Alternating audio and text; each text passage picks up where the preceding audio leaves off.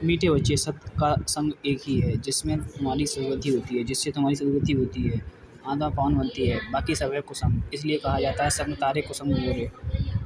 प्रश्न है, बाप का ऐसा कौन सा कर्तव्य है जो कोई भी धर्म स्थापक नहीं कर सकता? उत्तर, बाप का कर्तव्य है सबको पते से पावन बनाकर वापस घर ले जाना।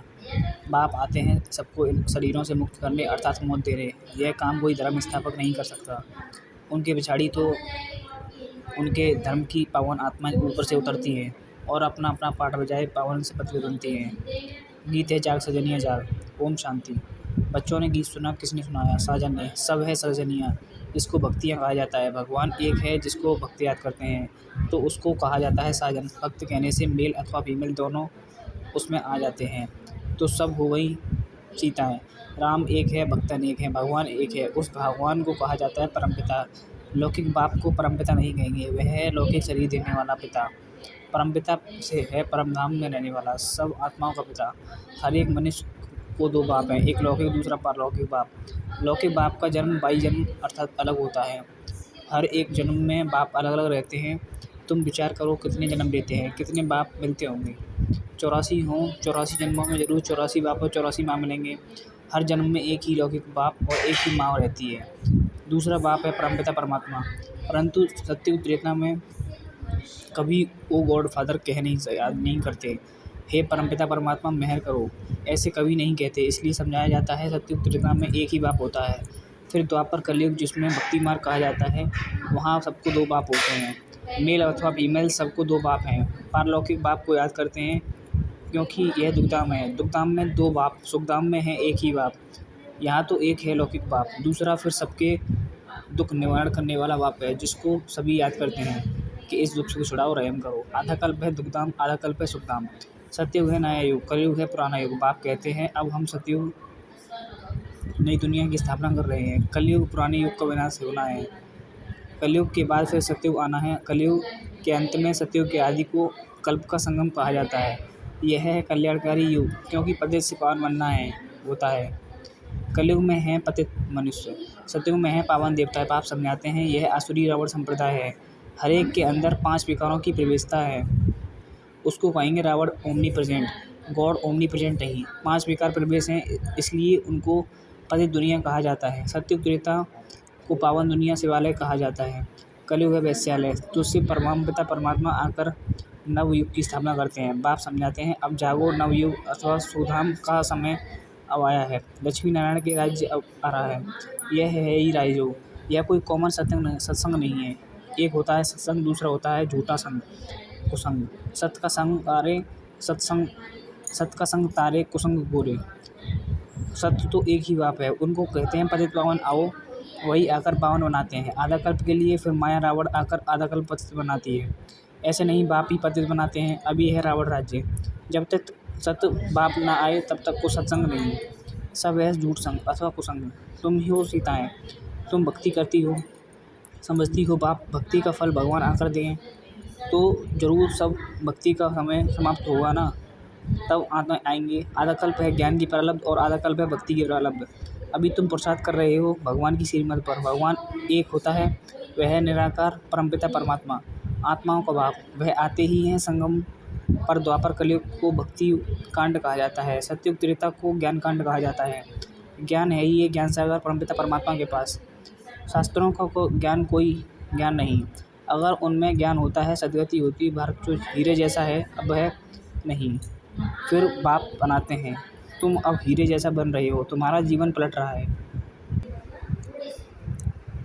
आत्मा देवी गुण धारण कर रही है। यूँ तो मनुष्य बैरिस्टर, इंजीनियर, सर्जन आदि बनते हैं, बाकी मनुष्य को देवता बनाना है। यह परमपिता परमात्मा ज्ञान सागर का कर्तव्य है। उनको ही ट्रुथ कहा जाता है, वही सच बतलाते हैं अर्थात सचखंड की स्थापना करते हैं। बाकी सब है झूठ बोलने वाले, झूठ खंड की स्थापना करते हैं, रावण की मत पर चलते हैं। तुम श्रीमत से श्रेष्ठ बनते हो। नए युग में भारत नया था, वर्ल्ड ऑलमाइटी अथॉरिटी कहा जाता था। लक्ष्मी नारायण का राज्य था, उनको किसने यह राज्य भाग्य दिया? जरूर जो स्वर्ग की स्थापना करने वाला होगा वही। अभी वह वर्षा गवाया है 84 जन्म लेकर, और फिर चक्र पूरा होता है, सबको वापस जाना है। लिबरेटर एक ही बाप है, वही लिबरेट कर सबको ले जाते हैं, इसलिए उनको कालों का काल भी कहा जाता है। बाप कहते हैं अब तुम्हारे 84 जन्म पूरे हुए, अब वापस घर चलना है।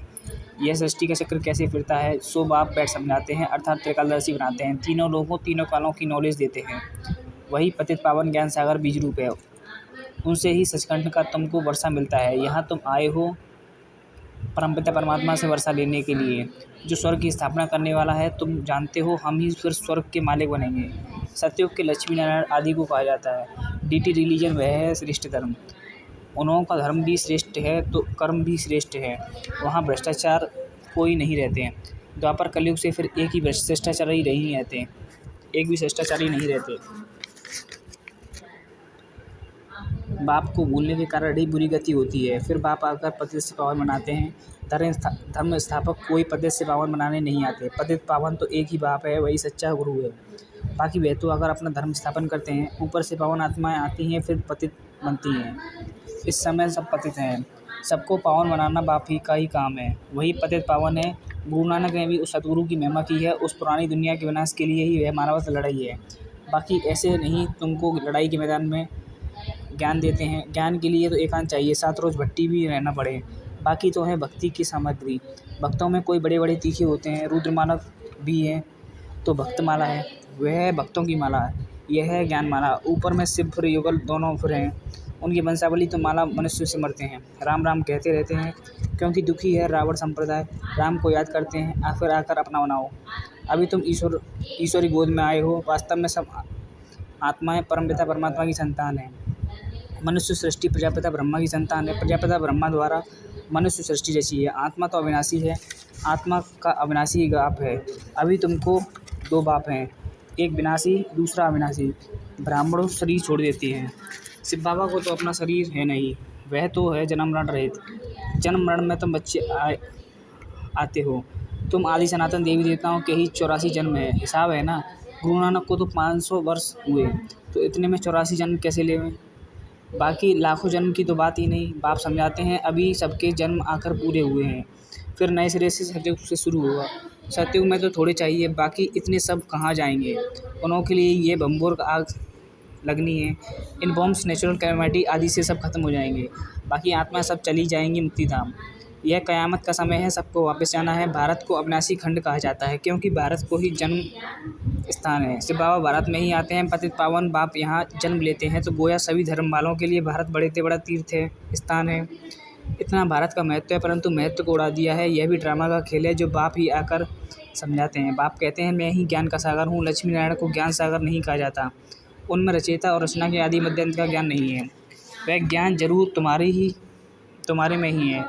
तुम ही मनुष्य से देवता बनते हो। तुम यहाँ आते हो पतित से पावन मनुष्य पवन दुनिया का मालिक बनने। बाप आत्माओं को बैठ समझाते हैं। निराकार बाप इनके ऑर्गन्स का लोन लेकर पढ़ाते हैं। तुम्हारी आत्मा भी इन ऑर्गन्स से सुनती है। बाबा ने समझाया है आत्मा स्टार है जो भ्रिकुटी के बीच रहती है और ये बाप है सुप्रीम आत्मा। वह सुप्रीम आकर इन बाप समान सुप्रीम बनाए साथ ले जाते हैं। सब आत्माओं को गाइड है। उनको ही दुख हरता सुख करता कहा जाता है।